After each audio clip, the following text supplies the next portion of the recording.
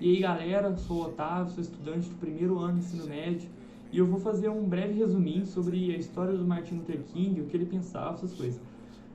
Para me ajudar nesse processo, eu tive fontes como Wikipedia e também esse livro aqui, ó, que é a História dos Estados Unidos, do Leandro Carnal, que ele é muito bom, eu recomendo a leitura para vocês e ele exemplificou algumas coisas que eu usei nesse vídeo. Então, bora lá! Para a gente começar a entender sobre o Martin Luther King, a gente precisa saber que ele era um pastor batista e ele era um ativista afro-americano que lutava pelos direitos civis. Sua mãe e seu pai, como seu avô também, ambos eram ligados na igreja batista e ele decidiu seguir esse caminho, né? King, ele nasceu na Atlanta, no estado da Geórgia, dos Estados Unidos, e ele lutava pela igualdade entre negros e brancos sem usar violência física, diferente do Malcolm X, que era outro negro que era muito influente na época lá nos Estados Unidos, que não seguia esse parâmetro. Ele acreditava em outras formas de se conseguir igualdade. Rosa Parks virou um símbolo do movimento dos direitos civis após negar seu assento no ônibus para um homem branco. O direito civil era um direito de vir, o direito de liberdade de expressão, de segurança de qualidade, de saúde de qualidade, de propriedade, entre outros. O principal movimento dos direitos civis foi a Marcha sobre Washington, onde, liderado por Martin Luther King, 250 mil pessoas foram sobre Washington protestar sobre liberdade, fim da segregação racial, trabalho e direitos civis. O presidente John Kennedy temeu a repercussão que as manifestações iriam ter, pois se tivesse cumprido a decisão, poderia prejudicar a aprovação da lei no Congresso. O que não ocorreu, já que, segundo os pensamentos de Martin Luther King, de não agressão, de não destruição, foi um processo tranquilo, profundamente civista e sob ordem.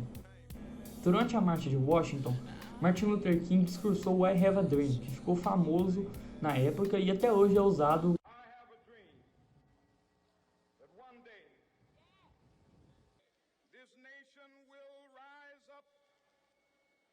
Live out the true meaning of its creed.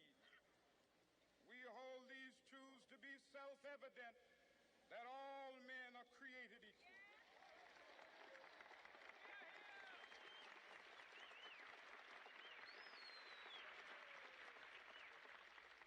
I have a dream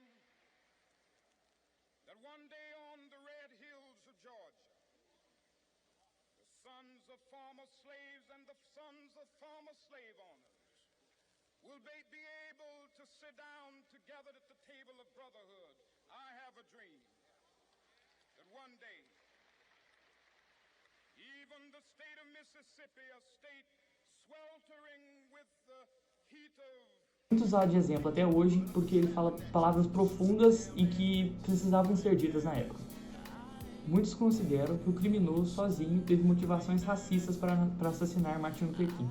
Já outros acreditam que foi o governo dos Estados Unidos que direcionou esse homem para matar o Martin Luther King, que na época era um risco a todo o governo racista e de segregação que estava tendo nos Estados Unidos. Em memória a King, a terceira segunda-feira de janeiro é marcada por um feriado nacional nos Estados Unidos. Além de ser considerado por muitos o maior ativista de todos os tempos, para algumas pessoas King ainda é um exemplo de superação e foco para conquistar seus objetivos. Inspirado por Mahatma Gandhi e sobre seu pensamento sobre não uso de armas, King disse frases que até hoje servem de exemplo para muitas pessoas. Um de seus posicionamentos de não violência é: "O que me preocupa não é o grito dos maus, mas sim o silêncio dos bons."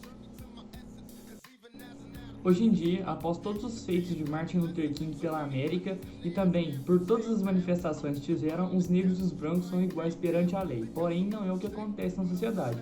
O racismo ainda é muito presente em todo o mundo, não só nos Estados Unidos. E, basicamente, hoje em dia, a gente está vivendo uma série de muitas manifestações justamente pela morte e de milhares de negros mortos simplesmente por serem negros, porque o racismo ainda existe. Mesmo após a morte de Luther King e a criação do Partido dos Panteras Negras por Malcolm X, a diferença econômica continuou explícita, visto que a renda das famílias negras eram apenas 60% das rendas das famílias brancas.